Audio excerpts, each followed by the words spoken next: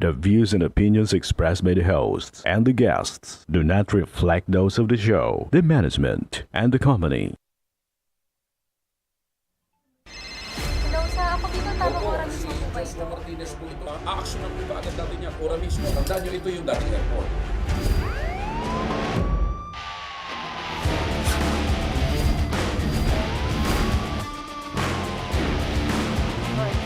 Ano naman kayong dalawa pinagchichismisan yung mga marites kayo, ha?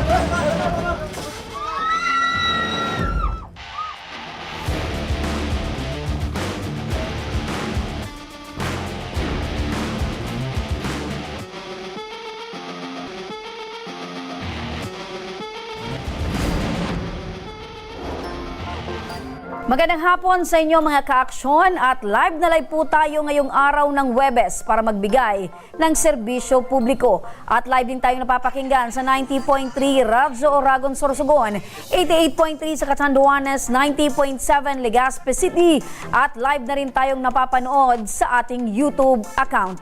Napapanood rin tayo sa Congress TV tuwing alas 7 hanggang alas 8 ng gabi mula Lunes hanggang Biyernes sa Congress TV Digital Channel 15 sa Metro Manila at Channel 62 sa GMA For the Backs.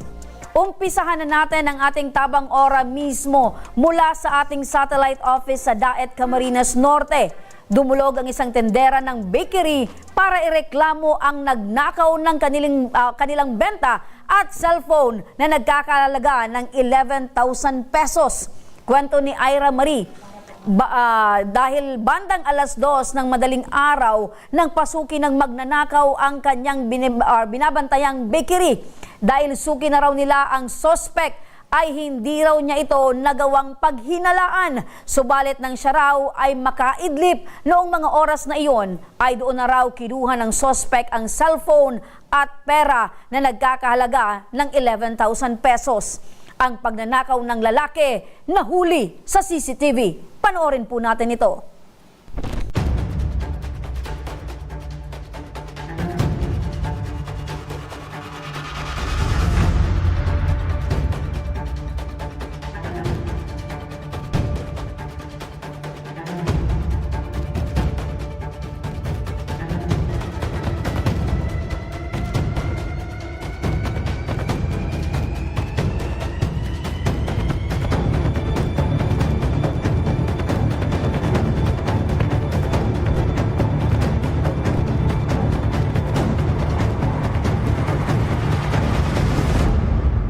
Ayun mga ka-aksyon, malinaw at nakilala sa CCTV kung sino yung suspect dito sa pagnanakaw. Makakausap natin ngayon sila Nika Isipin, ang may-ari ng bakery, at si Ira Marie, ang tendera ng nasabing bakery. Magandang hapon po sa inyo, Nika at Ira.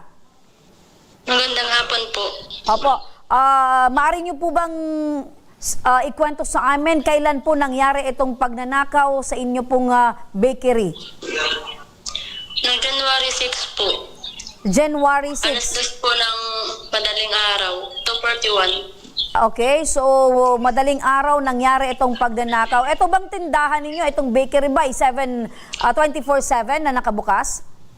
Opo, 24 hours po siya nakabukas. Okay, so sino po yung kasama mo sa tindahan noong gabi na nangyari po itong pagnanakaw? Yung dalawang panadero po. Yung dalawang... Yung isa po, nasa taas po siya. So, bakit naman, Ira, nakatulog ka or nakaidlip ka sa mga oras na yon? Kasi ano po, mabilis lang po ang pangyayari. 2:34 po, gising pa ako noon kasi may nagbili. Tapos, nalimpungatan po ako noon. Yung nakaidlip po ako. 2:41 po siya pumasok. Okay, pero bago ka umidlip, nakita mo na itong suspect na ito na naandun na sa harap ng bakery? Hindi po. Hindi ko po siya nakita doon. Okay. So regardless kung kakilala mo siya or hindi, basta bago ka naidlip, wala pa itong suspect doon. Opo, wala pa po siya. Okay. So, sabi mo, mabilis yung pangyayari. Opo.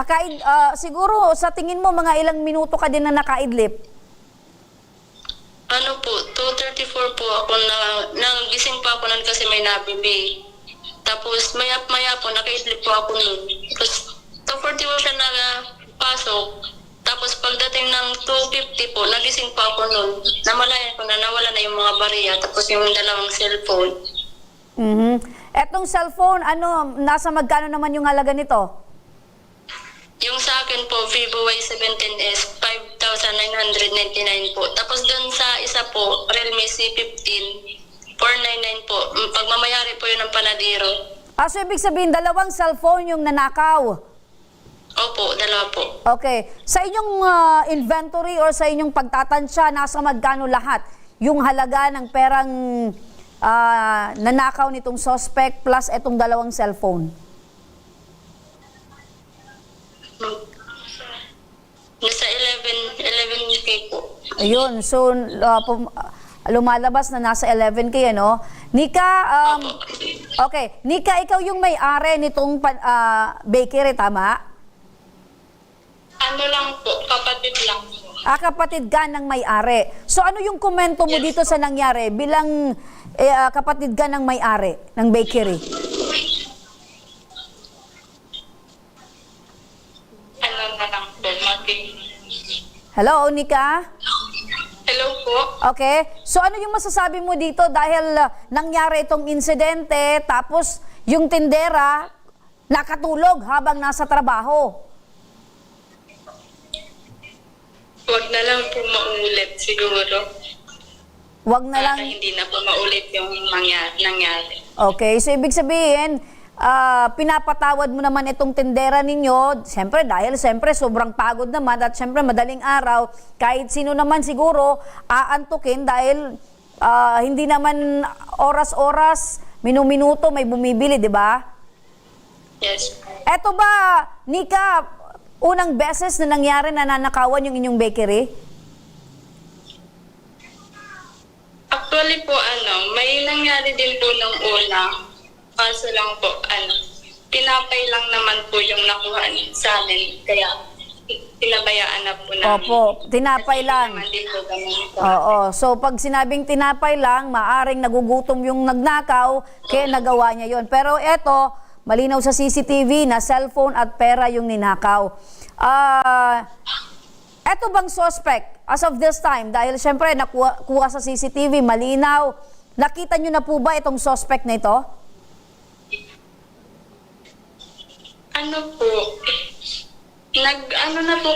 Nag-post po kasi ako sa Facebook. Tapos may mga na nag-respond sa akin kung taga saan or saan tumutuloy po yung lalaki. Okay. Pinapuntahan na po nung kapatid ko doon nga po sa tinutuluyan is wala na po doon. Okay, pero prior pa nangyari itong insidente ng pagnanakaw, namukhaan mo na itong suspect. Dating na ba itong customer ninyo dyan sa bakery?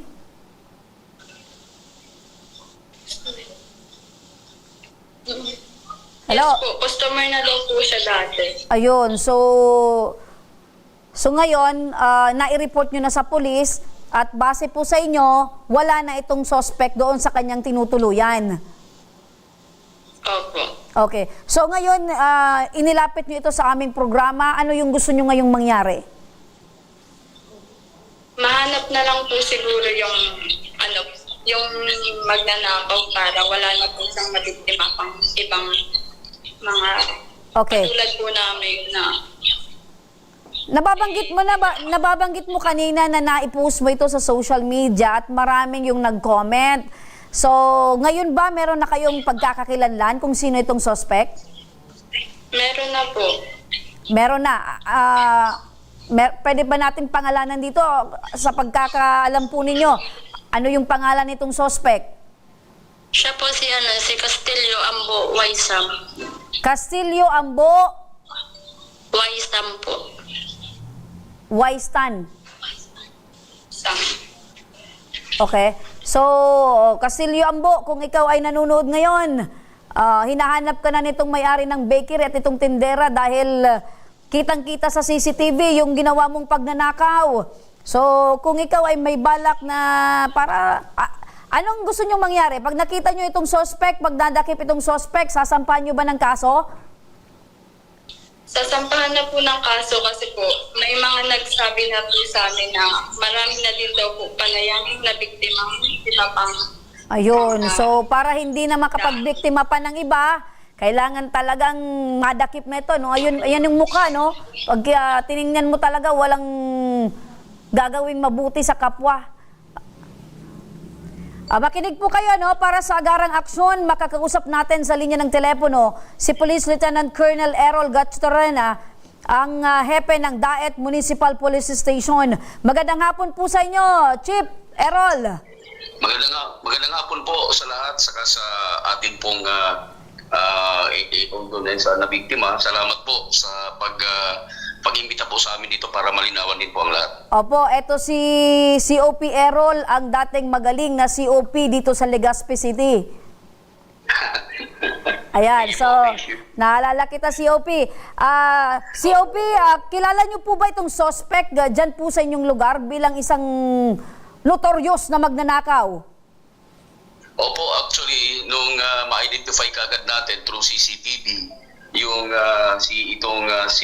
alias Ambo, si Ambo mismo, kinalkal kaagad natin yung mga records nito even before. So itong modus talaga to ni Ambo is salise. Kaya kung makikita po natin sa CCTV, naghahanap talaga to ng opportunity na malingat yung may-ari ng tindahan o may-ari ng bahay kasi meron na rin itong mga records na papasok na rin yung bahay. Opo. So miyembro pala ito ng salisigang. Solo lang naman siyang gumagalaw, parang pangkabuhayan niya lang. Pero based po sa record natin, nung mga nakaraang 2023, kakalabas lang ata nito. Sa kaso rin nag-aasing ganyan. So, meron na siyang mga background talaga kung kahit nung kabataan niya pa, ay ganyan na yung niya. Ganyan yung larangan ng trabaho niya. Kaya nagpapasalamat nga po kami sa bumubuo ng Amaras Bake Shop na agaran namang ni-report sa atin. Kinabukasan nung umaga na yun, kaya nakagawa kagad tayo ng, although hindi natin nakuha na yung tao, pero identified naman natin. And nagpapasalamat kami unang-una dahil nasinunod ng Amara yung panawagan natin na kasama na yung pagsunod sa ordinansa ng Daet LGU na magkaroon sila ng CCTV sa loob saka sa labas ng kanilang establishment. So malaking tulong po ito, no, COP, para ang mga ganitong insidente po ay meron pong mga malakas na ebidensya na magtuturo kung sino yung mga suspect dahil isa po sa mga ordinansa ang paglalagay po ng CCTV sa mga business establishment. Totoo po yun. Actually, directive na po yan ng ating national government galing po sa DELG. Then pinalakas naman po ng ating regional director dahil inutusan tayo ng ating provincial director dito. So, lalo nung nakaraang pong taon ay nagkaroon po tayo ng malawakang inspection sa lahat ng mga establishments dito sa Daet. At pasalamat naman kami. Almost mayroon naman yung mga nasa major, sa sentro mismo ng mga establishments ay meron talagang mga CCTV inside saka outside ng kanilang mga establishments. So napakalaking tulong po ito sa amin. Kaya kung makikita nyo po, talagang na-identify kaagad natin to. At for information, nakapag-file na po tayo nito kaagad ng kaso. Nung araw din po na yon, na-file natin yung kaso against dito kay Ambo. Iniintay na lang natin yung docket number. Kasong theft po ba yung kakaharapin itong si Ambo? Yes po. Yung po ang ipapile natin sa kanya kasi kung makikita nyo sa CCTV, talagang na-consummate niya yung paggawa niyang pagsalisi. As nababanggit nyo din po, Chief, na since ito po ay hanggang sa ngayon ay missing or nagtatago po, ito po bang mga muka or ito po bang litrato nitong suspect ay nakataltag na din po dyan po sa inyong probinsya? Opo, pero actually meron na kami sinusubaybayan na kumbaga pinuntahan niya. Waiting na lang ako sa aking mga operatiba na baka one of these hours or days, baka bukas makuha natin itong taong to. Pero yun nga lang, na-file natin siya ng kaso naipasok sa dito sa tinatawag nating regular filing. Pero nasusubaybay na hihintay na lang natin ang paglabas ng warrant of arrest niya.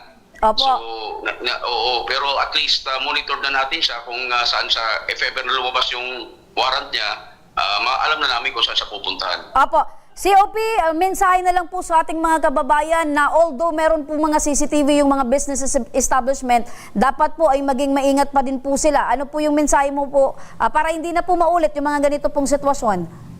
Opo, ito po yung lagi kong panawagan pag umiikot po ako sa mga barangay, saka sa panayam ko at sa mga tipon-tipon ng mga business owners dito sa loob ng DAET, na ang palagi kong nire-remind na magkaroon din sila ng personal security. Yun. Huwag lahat iasa sa mga otoridad. So tama po yun, meron silang CCTV at tama rin po yun si ma'am na sana hindi na maulit sa ating mga empleyado na yun nga, yung kasi ang hinihintay na opportunity ng ating mga kawatan, ng mga salisin na magkaroon ng time na makuha yung mga gamit nila.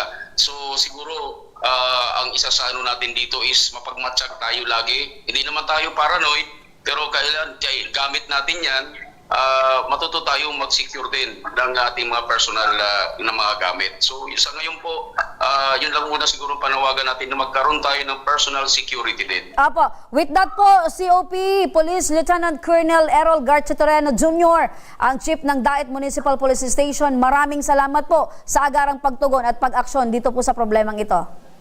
Salamat din po. Sa susunod po ulit, mabuhay po kayo. Ayan, mabuhay po kayo. Yan, si Chip, ang masigasig at talagang aksyon. Isang chief of police dati dito sa Legazpi City na ngayon ay nasa Daet, Camarines Norte na. So, Nika, Ira? Hello, Nika? Hello po. Ayun, napakinggan mo si COP. Meron na palang ready, nakasampa na ng kaso, no? So, napakinggan nyo na kahit merong CCTV, dapat meron po tayong personal na pagbabantay pa din sa ating mga kagamitan, sa ating mga properties, sa ating negosyo para hindi na maulit ang ganitong sitwasyon. Ano? Opo. Meron po ba kayong nais na panawagan sa ating mga tagapanood din? Na syempre, dahil nangyari ito sa inyo personal, ano yung mensahe nyo sa mga kapwa nyo, mga negosyante?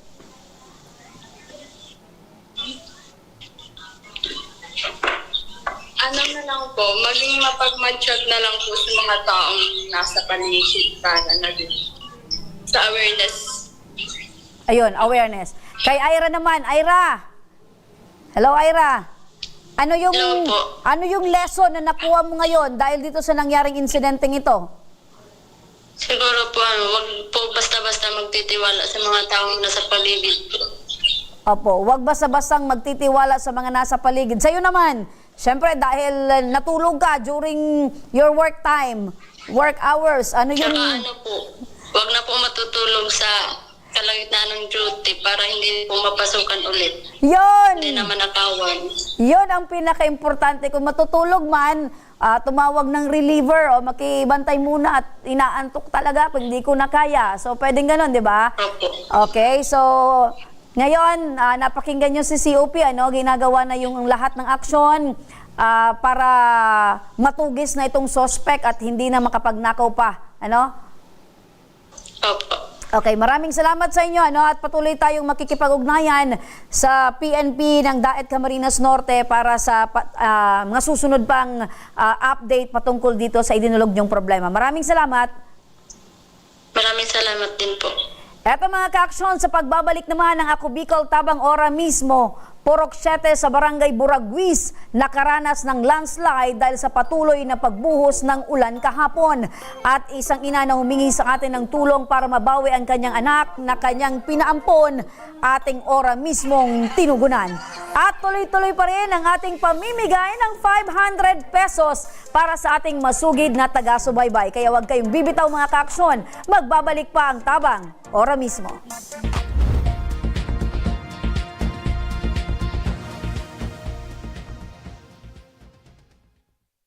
Marahin aldaw sa Indogabos. Ang aldaw na ini ay para sa Indo, para sa tuyang mga kababayang Bicolano na nangangaipuhan kan kalinga, asin manlain-lain na medikal na serbisyo. Ini po ang sa tuyang dalan para makapaghatod kan serbisyo maski guraano ini karayo o karani ang saindong kinamumugtakan.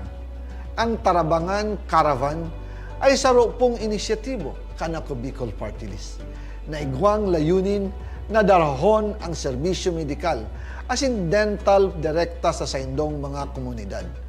Aram po niya to na daigabos may kakayahan o pagkakataon na makaduman sa ospital o klinika. Kaya't kami na po ang nagrarani sa Indo. Kaibahan ang matitibay na doktor, dentista, medical personnel, asin mga volunteer kan Ako Bicol Party List. Libre po gabos ang serbisyo medikal, dental, laboratory, asin mga bulong. Wala po kamo na dapat ihadit sa gastusin taini ay para sa indong kalusugan. Kaiba taman po ang satuyang programa ang libreng gupit asin masahe para sa satuyang mga kababayan. Maliban digdi, may local recruitment activity man kitangunyan. Ini po sarong biyaya para sa satuyang mga kababayan na nag-aanap kitrabaho. Sana po ay makatabang ini sa Indo. Tangani, makaanap ki mga bagong oportunidad para sa indong pamilya. Mga kababayan, buya ko pong ipaabot sa Indo na ang Ako Bicol Party List permi yaon para sa Indo. Sadto ngunyan asin sa maabot. Kami po ay padagos paglilingkod sa bawat Bicolano. Kami po ay nagpapasalamat sa saindong padagos na suporta. Habang yaon ang suporta kan kada Bicolano sa Ako Bicol Party List, padagos po niya to dadarahon ang mga programa na direktang nakakapiktar asin nakakatabang sa saindong gabos. Sa giraray, dakulaw pasasalamat po sa indong pagtangkilig asin pagtitiwala naway padagos niya tong ipangaji ang mga kalusugan asin kaligtasan kang bawat saro. Padagos po kitang magtarabangan asin magkasararo para sa mas malusog asin masiglang Bicolandia. Dakulang salamat po asin maray na aldaw sa indong gabos.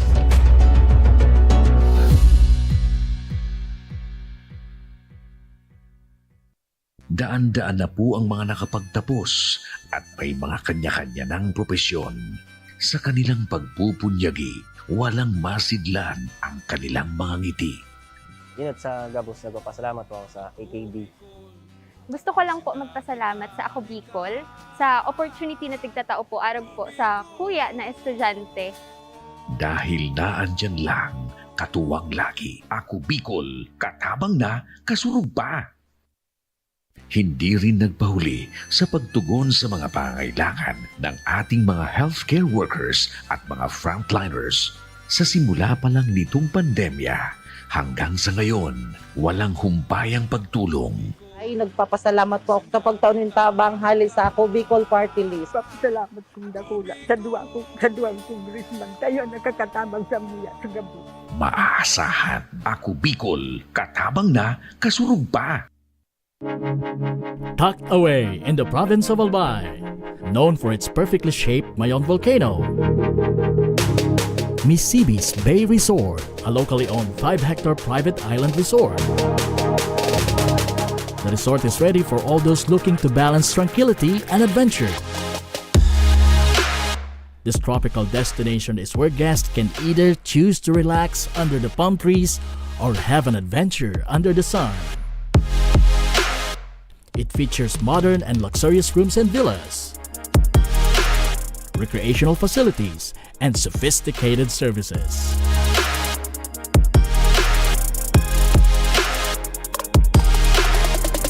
Come and experience Missibis Bay Resort, your tropical island getaway.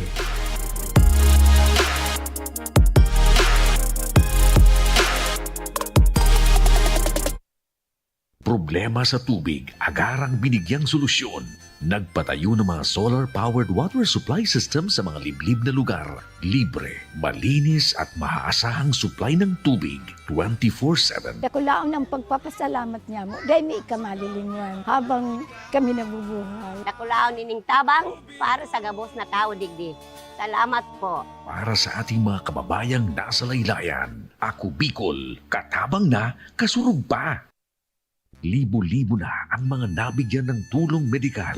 Bata, matanda, kahit sino man, lahat ng mga may karamdaman, may maaasahan. Nagpapasalamat sa Ako Bicol Party List. Hindi po namin makakalimutan ang tulong na dinala ninyo dito sa aming bayan. Maraming salamat po. Dahil iisa lang ang tunay na nagmamalasakit. Ako Bicol, katabang na, kasurug pa. Problema sa tubig, agarang binigyang solusyon. Nagpatayo ng mga solar-powered water supply system sa mga liblib na lugar. Libre, malinis at maaasahang supply ng tubig 24/7. Dakulaon ang pagpapasalamat niya mo. Dahil may ikamalilinwan habang kami nabubuhay. Dakulaon nining tabang para sa gabos na tao digdi. Salamat po. Para sa ating mga kababayang nasa laylayan, Ako Bicol, katabang na, kasurug pa. Libo-libo na ang mga nabigyan ng tulong medikal. Bata, matanda, kahit sino man, lahat ng mga may karamdaman, may maaasahan. Nagpapasalamat sa Ako Bicol Party List. Hindi po namin makakalimutan ang tulong na dinala ninyo dito sa aming bayan. Maraming salamat po. Dahil iisa lang ang tunay na nagmamalasakit. Ako Bicol, katabang na, kasurug pa. Nagbabalik mga kaaksyon ang Ako Bicol Tabang, ora mismo dahil mga kaaksyon sa patuloy na pagbuhos ng ulan ay binaha ang ilang lugar sa Bicol Region na nagdulot ng landslide sa Purok 7 sa Barangay Buraguis, Legazpi City. Para sa update sa nangyaring landslide, naroon ang ating tabang patroller na si Ella Nipa. Live! Ella, kumusta ang kalagayan ng mga residente dyan sa Barangay Buraguis? Magandang hapon sa iyo, Ma'am Remy. Nandito po tayo ngayon sa Purok 7, Barangay Buraguis, Legazpi City, Albay, kung saan makikita niyo po sa likuran ko po ang naging landslide po nitong kahapon lamang po dahil po sa patuloy na pag-ulan. Alas 9 daw po, bandang alas 9 ayon sa mga residente ay bumagsak po ang malaking parte ng kalupaan na ito dito sa kalsada kung saan po ay hindi na makakadaan dito yung mga sasakyan habang ito po ay ginagawa yung clearing operation ng DPWH. Okay, bukod sa Purok 7, Ella, dyan sa Barangay Buraguis, meron pa bang ibang parte pa ba ng purok or lugar dyan sa Barangay Buraguis ang nagkaroon din ng landslide? Ayon sa pakikiusap natin Ma'am Remy sa mga residente ng Barangay Buraguis, ay nagkaroon din daw po ng landslide dito sa Purok 1 at Purok 3. Pero ito po ay mga minor landslide lang daw po ayon sa mga nakalap nating impormasyon. Pero ito po talaga sa Purok 7 yung pinakamalaking landslide kung saan po may mga bumagsak na punong kahoy at malaking parte po ng kalupaan na siyang humarang dito sa kalsada po. Katunayan Ma'am Remy, dahil po sa hindi madaanan yung lugar na ito, itong kalsadang ito ay nagpupumilit po yung ibang mga residente na kailangan pumasok at lumabas ng kalsadang ito dito po sa gilid ng kalsada kung saan po malapit sa bangin. Okay, wala naman naapektuhan ng mga residente dyan, Ella, or mga nasaktan or mga nasirang bahay? Sa mga nasaktan at mga nasirang bahay, wala naman Ma'am Remy, pero talagang perwisyo or abala ito sa kanila dahil po yung daanan na supposedly labasan po ng mga sasakyan ng mga tao ay talaga pong apektado at talaga pong nasarahan. Okay, so nakikita ko, Ella, meron kang katabi dyan. Pwede ba nating makausap? Apo Ma'am Remy, kasama po natin si Sir Ronald Diego, ang president po ng Purok 7, Barangay Buraguis, Legazpi City, Albay po. Okay, sir, magandang hapon po. Opo, Sir Ronald, magandang hapon po. Diyan mismo po kayo nakatira sa Purok 7, diyan sa Buraguis? Yes po, ma'am. Okay. Matanong ko po, unang beses po ba itong nangyari diyan po sa inyong lugar? Di naman po kasi around 30 years ago, nagkaroon na po ng landslide dito sa aming lugar. Medyo mas malaki pa nga po yun kasi halos yung kalahating bundok mismo ang nagiba. But ito po, a portion lang po to. Kaya itong portion na to ay na-isolate po yung aming purok dito sa Purok 7. Okay, so ibig sabihin yan ay talagang landslide prone area? Yes, kahit po sa mapa ng MGB ay naka-red po to. Okay. So bilang ikaw ay taga dyan at talagang nakikita po namin na hanggang ngayon na marami pa rin yung mga nakaharang na mga kahoy, na mga naputol dyan at mga bato, mga lupa. Ano yung mensahe mo sa mga residente dyan? Sorry, hindi ko po masyadong. Ano yung mensahe mo or advice mo sa mga residente na nagpupumilit na dumaan dyan? Siyempre, dahil hanggang ngayon, naandyan pa rin yung distroso or naandyan pa rin yung mga gumuhong lupa. Yes, Ma'am Lenny. Well, currently po, we're coordinated mo po kami sa Barangay Local Government Unit ng Buraguis and na-assess na rin po ito ng Bureau of Fire Protection. Well, as per evaluation, kahapon kasi medyo maulan pa po, medyo delikado. So, total isolated kami kagabi. May mga residente po kami na hindi nakauwi na kagabi dito sa mga kamag-anakan nila sa labas. Some tumira siguro sa hotel. So, yun po yung namin. Blessing in disguise rin po na may tatawag namin na kagabi na na-isolate kami, ay wala naman na emergency kasi kagabi, nag-usap-usap din po kami. What if kung mayroong emergency, mahihirapan ang barangay, mahihirapan kami kung paano ang in and out. As per advice ng barangay local government unit through our kapitan, ay meron naman talo dito na 24/7. So talagang tinitingnan, advice naman namin po dito sa aming homeowners through GC, nagpo-communicate kami na hanggat maaari, yung hindi naman lalabas talaga importante, huwag na munang lumabas. And then yung mga nag-opisina, nagtatrabaho talaga, well, yun po ang medyo directly affected. Kasi, just imagine kung lalabas ka, nakapang-postura ka na pang-opisina, yung dadaanan mo dito is sobrang putik. Yun yung scenario. But nonetheless, kahapon po hanggang ngayon ay wala pong naapektuhan na bahay, wala rin po nagbuwis na buhay. At yun na rin po ito, papasalamat natin sa taas na ganun po man nangyari, ligtas po kami dito. Opo. Sir Ronald, sa inyo pong pagtatansya, ilan po yung mga residenteng apektado dyan? Well, base sa aming BHI, we have 40 households. Okay. So 40 household, meaning to say marami-rami din yung mga kabahayan na naandyan, So, yes po. Ang pinag-ano lang namin dito, Ma'am Remy, is majority of our residents is composed of senior citizen. And medyo just in case na magkaroon ng untoward incident na rin kami sinusugod sa hospital at regular na papacheck up. Yun yung pinakano namin. Pero blessing in disguise na nituturok na wala naman pong gano'n na immediate na tawag nito na pangyayari na ito. Opo. Sir Ronald, wala pong other route na pwedeng pagdaanan or yan lang talaga yung pwedeng daanan palabas at papasok dyan sa Purok 7? Kahapon, right after the incident, kami po ay nag-initiate na buksan yung masuk na portion ng between Purok 7 and Purok 9. Nagkataon lang na kahapon ay medyo papaw yung ilog ng Sagubayon River. So medyo parang pa rin ang mga residente kami dito kung doon ang magiging road namin ay lulusog din sila sa baha. So, hindi na namin nagsilabasan yung mga tao dito. Opo, Sir Ronald, last na tanong na lang, Sir Ronald, sa ngayon po ba, ano po yung pwede naming maitulong or ano po yung gusto nyong mangyari? Ano po yung hinihingi nyong tulong? Para naman po ay at least maalis na po ba yung mga debris or yung mga lupa po na gumuho dyan para makadaan na po yung mga residente? Currently po, ma'am, work in progress po ang ginagawa ng dito. Nandito po ang second engineering ng DPWH. Pumunta na rin po dito ang aming kapitan at ongoing po yung ginagawa nila na clearing operation kasi ito lang yung kailangan ng aming residente dito, mga kasama kong residente, na mabuksan to para at least mag-normalize lang yung pamumuhay ng mga tao dito. Kasi talagang yung bidri na to ay hanggang ito maalis,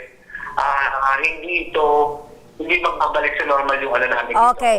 So, at least sinisimulan na yung pag-clearing operations Yes, dyan po. po sa inyong lugar. Pero maraming salamat din dahil ang inyong buting kapitan ay talagang napaka-active sa pagtulong at pag-aksyon sa mga ganitong problema. Siyempre, Sir Ronald, kunin ko na rin po itong pasasalamat kasi without the extent help of the Barangay Local Government Unit of Buraguis and the city SGU, the DPWH, kung sino pa man na hindi ko mabanggit ay malaking tulong po ang ginagawa kasi on our end, kami mga residente, kahit nagbayanihan po kami, ay hindi po talaga namin ito kaya. And nag-extend po yung local government unit dito, mga barangay official, barangay kagawad, barangay captain, and so on. It's a collaboration effort ng other stakeholders, local government unit, line agency, at masasabi ko rin na buhay pa rin yung bayan niya. Okay kasi po. kahapon, medyo nakakaandig na medyo may konting pangamba kami kahapon. Talagang nag-mobilize lahat, even the other Purok leaders ay nandito. So, okay po, Sir Ronald, maraming salamat po, Sir Ronald, at ingat po kayo dyan at para naman po mas mapadali pa po yung clearing operation. Eto po, nasa kabilang linya na ng telepono, ang ating butihing at napaka-aktibong alkalde ng Legazpi City, si Mayor Alfredo Pido Garbin Jr. Magandang hapon po, Mayor Pido.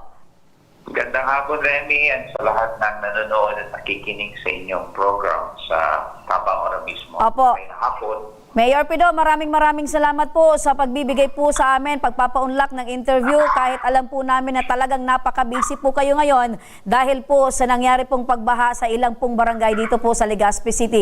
At eto nga po, Mayor, nagkaroon po ng landslide dyan po sa may parte ng Buraguis at alam ko po na ito po ay nakarating na din po sa inyong sa inyo pong opisina. Mayor, ano po yung pwede nating gawing agarang solusyon pa para po mas lalo pa pong mapadali ito pong clearing operation doon po sa Barangay Buraguis? Alam mo, since yesterday, tayo ay nakipag-coordinate hindi lang sa disaster office natin, pati sa Department of Public Works. And this morning, was informed by District Engineer Azotea that two heavy equipments are on their way. So, nandun nga sa site doing the clearing operation. But at the same time, siyempre, titingnan natin kung ano talagang pwede pang magawa natin to avoid the further occurrence of the said landslide. Siguro, mga mitigating factors such as infra projects. So, but, the preventive action is really to prevent any individual or person na umiwas muna doon sa may areas that could result into any accident. Kasi alam mo, kahit na-clear na natin dyan, may mga loose rocks pa rin dyan. Opo. Na pwede makapag-aksidente. So, papakordo natin yun. Kaya nang ginawa natin dyan sa baba ng Buraguis in order to prevent any damage to property and harm to any human. Opo, dahil nga nababanggit po nitong isang residente, hindi lang daw po ito yung unang beses na nangyari sa kanila, kundi several times na. Kaya tama po yun, Mayor, papalagyan po natin ng kordon or yung net para hindi na po maulit yung ganito at wala pong ma-harm na buhay ng tao. Mayor, ano po yung pwede nating maibigay na tulong dito po sa mga pamilya na apektado? Dahil sabi po nung isang residente, marami daw po yung mga household na talagang naapektuhan po nitong pagguho ng lupa at hindi po sila makapasok po sa kanilang trabaho at hindi po nila magawa yung mga hanap buhay nila. Well, we have the immediate assistance, which is relief goods, if there's mandatory evacuation. And second, papa-assist natin sa CSWD kung ano pa ang pwede maibigay natin na tulong. So as of now, we have immediate relief goods doon sa nakasabay sa mandatory evacuation. Ayun, so nakahanda na pala. So napagaling talaga nitong si Mayor. Mayor Pido, may mensahe po kayo sa ating mga kababayang Legaspeño dahil ngayon po, hindi lang po yung problema sa pag-uunang lupa, kung hindi po ito pong mga pagbabaha po sa ilang pong mga barangay dito po sa Legazpi City. We will continue to monitor the situation. Right now, hindi umuulan, but the a warning is orange rainfall, which says that there's the potential impact of heavy to intense rain may cause flooding, and patuloy na yung iba dun sa landslide prone ay baka patuloy pa ang pag-landslide. So iba yung pag-iingat at syempre ang ating mga barangay Disaster Risk Reduction Committee dapat palaging naka-alerto at pag-monitor ng kanilang mga constituents. So, yun lamang po. And salamat. Magandang Apo, maraming salamat din po, Mayor Attorney Alfredo Pido Garbin Jr. sa inyong panahon at oras. Mabuhay po kayo. Salamat po. Balikan natin si Ella. Ella. Yes, Ma'am Remy. Okay, Ella, napakinggan mo. Kasama mo pa rin ba si Sir? Yes po, Ma'am Remy. Ayun. Po siya hanggang ngayon. Okay, so ipaabot mo sa kanya na according kay Mayor Pido, meron na siyang ipinalabas na direktiba sa City Engineering Office at sa sa DPWH, para mas mapadali itong paghuhukay dyan, pagtatanggal ng mga nakaharang sa kalsada para naman ay madaanan na ng mga residente dyan. At meron din na nakareding relief goods para sa mga apektadong residente dyan sa Barangay Buraguis, Ella. Apo, Ma'am Remy, baka gusto magpasalamat ng personal ni Sir. Ibigay ko po sa kanya yung telepono. Pero Ma'am Remy, kausap niya po kanina si Mayor, nakikinig po ako. Medyo overwhelming po sa ganun pong aspeto ay medyo nakakataba po ng puso. Maraming salamat po sa tulong na ibinabahagi po ng inyong programa na ma-action ang agad ito. Engineering Office, City Engineering, Barangay Buraguis, Local Government Unit. Maraming salamat po. Ingat po tayo lahat. Apo, maraming salamat din po, sir, at kami po ay saludo po sa inyo bilang kayo po ay purok president dyan po sa inyong purok na talagang nakaantabay po sa pagbibigay ng tulong sa inyo pong mga kapwa residente dyan. Maraming salamat po. Yes po. Maraming salamat din, Ella Nipa, dyan mismo sa Barangay Buraguis. Mga kaaksyon, para naman sa ating tabang ora mismo update, isang ina ang humingi ng tulong sa ating programa noong nakarang taon para mabawi ang kanyang anak na ipinaampon 15 taon na ang nakakaraan. Ang ating programa agad silang pinagharap, pero ang tanong, mabawi at matanggap kaya siya ng kanyang anak? Ang kwento, panoorin po natin ito. Pangungulila sa kanyang anak. Ito ang nararamdaman ni Michelle. Sa loob daw kasi ng 15 taon, hindi niya nakapiling ang kanyang ikatatlong anak matapos na itong ipaampon sa kanyang kabarangay dahil na rin sa kahirapan ng kanilang buhay. Bakit, Michelle? Ano yung pakiramdam mo ngayon? Maratong lang po kayo, madam. Sabot na, nasasabat-sabatan ko ang anggi ko sa... Dahil hindi ko niya ako bisitato. Yung mama ko po, nakiusap lang kay Ate Lenny. Ngayon po, pumunta lang si Ate Lenny doon sa bike, yung bata, tapos binigay ko naman. Sa loob ng 15 years, gustong-gusto mo talagang makuha yung anak mo, kaya lang wala kang malapitan.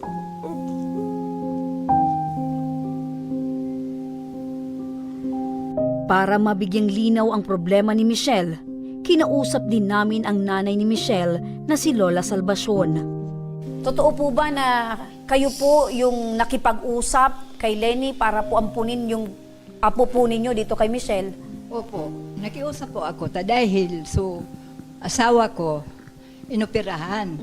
Ngayon, wala namang kaming magtutulong sa amin na maghahanap buhay. Kami lang mag-asawa, nagkasama-sama maglaot, maghahanap ng isda.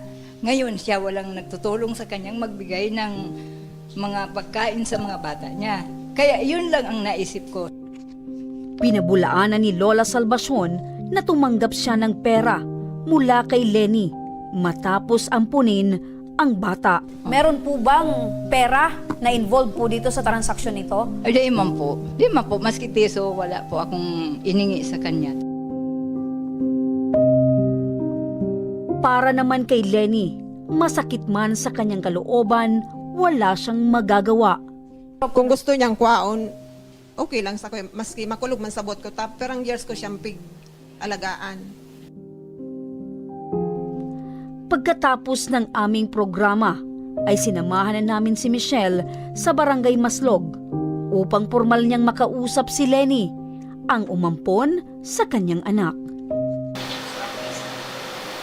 Kakaroon ka na lang sa akin. Uy, pag ikuha ka ng akin, niya pag pinuhan si mama mo na. Kasi mama niya, nasa open kalagayan. Si mama mo isa tabangan. Aki mo yan eh. Maski pa paano na aki mo siya. Para ibang sitwasyon mo niya. Ang aki mo, may pigmimibid na ibang ina. Iyo to lang ang medyo luluway-luwayo na. Kahit naman ipagkakait sa iyo. Sana masabutan mo yan. Kasi may mga psychological ang aki. Yung mga gusto din sa mga Kaya, sabi ko nga po ka, kung dahil man ito nangyari sa ama ko, dahil man iyan po problema. sabi nga ni Ibagao, mothers knows best. Kamo ang nakakaaram kung ano ang pinakamagayon as in pinakamaray sa akin nito. Pasabot ta sa akin na maswertehon ka, buboy. Duwa ang ina mo, duwa ang nagpapadaba sa inyo. Sa unang pagkakataon, nasilayan din ni Michelle ang kanyang anak. Agad naman niyang itong nilapitan, subalit sa halip na siya ay yakapin ay nilayuan siya nito. Dahil dito, hindi na napigilan ni Michelle ang kanyang luha.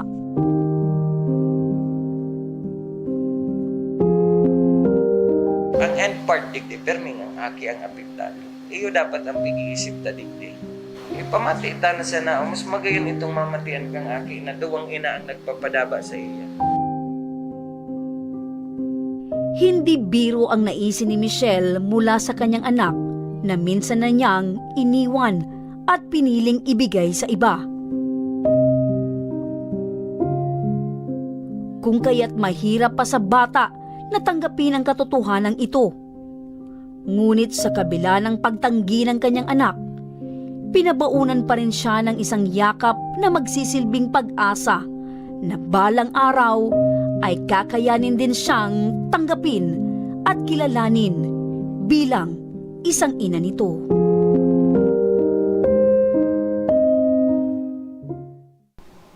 Ayan mga ka-aksyon, hindi man sumama yung bata sa tunay na nanay, ang pinaka-importante ay nagkaroon sila ng kalinawan at pagtanggap sa isa't isa.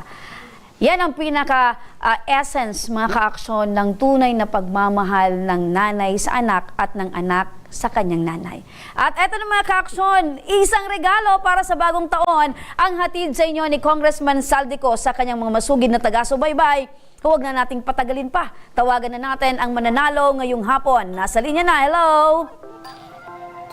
Ayan, abang-abang kayo mga ka-aksyon dahil tatawagan na natin, tinatawagan na kung sino yung mananalo ng 500 pesos ngayong hapon. Ayan, kung ang inyong telepono ay may tumatawag na, nagri-ring na, sagutin nyo na. Hello!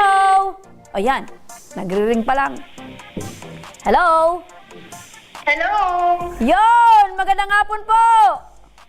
Magandang hapon po, Ma'am Remy! Ay, hindi po ito si Ma'am Remy. Jollibee Delivery po ito.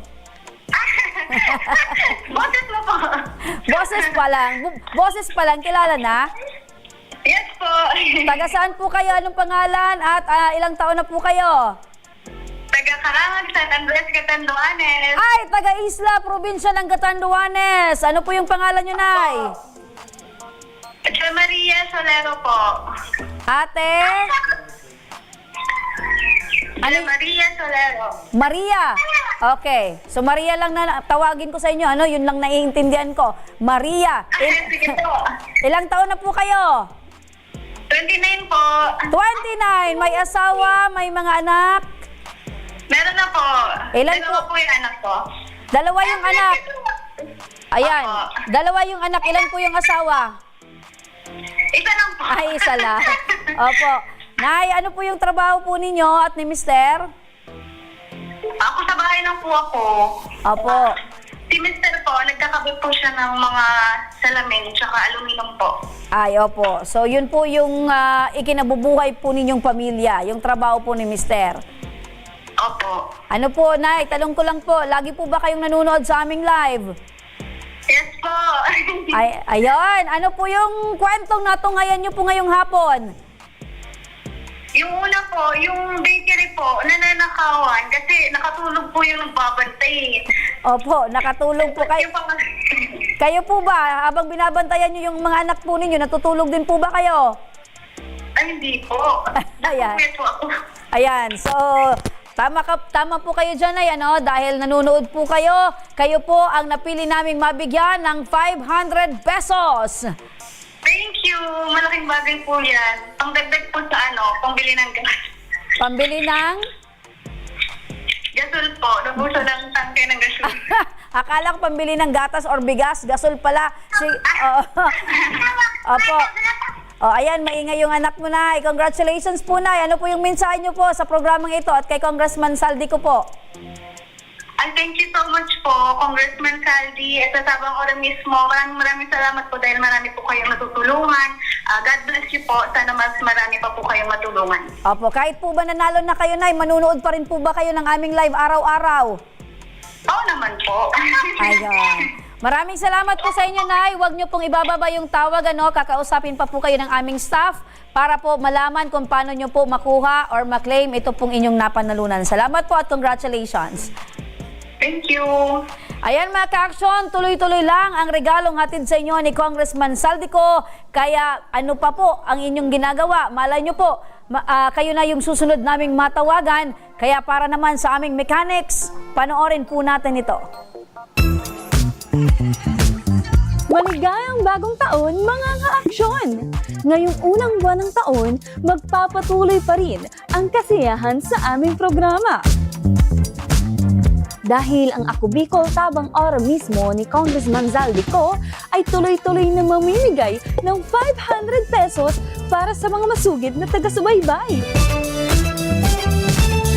Kaya't ano pang hinihintay nyo? Sundin na ang ating mechanic.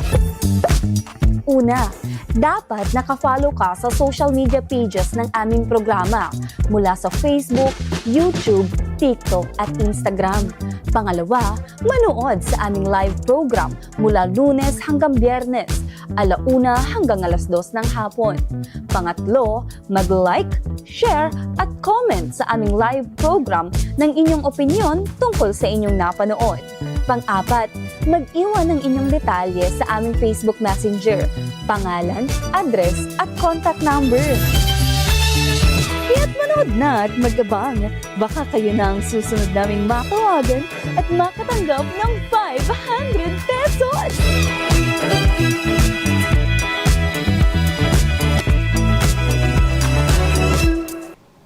Ayun mga ka-aksyon, at para naman sa mga nais humingi ng tulong sa aming programa, eto naman, panoorin po natin ito.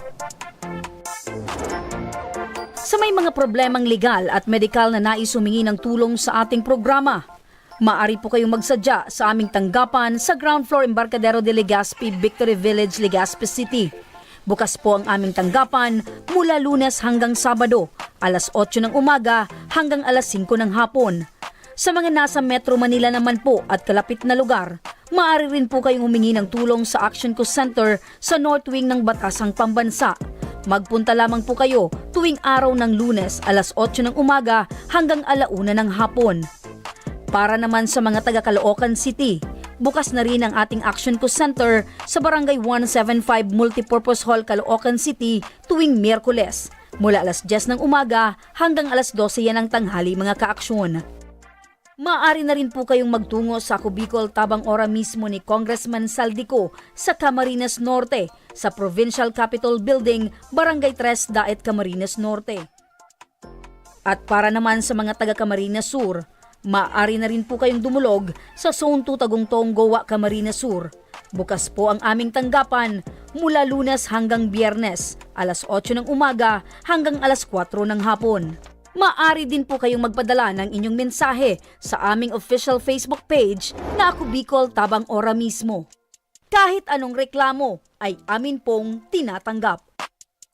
Huwag nyo rin pong kalimutan i-follow ang aming mga official social media account sa aming Facebook account, YouTube at TikTok account, Ako Bicol Tabang Ora mismo. At iyan ang ating mga natunghayan at ora mismong inaksyonan ngayong hapon.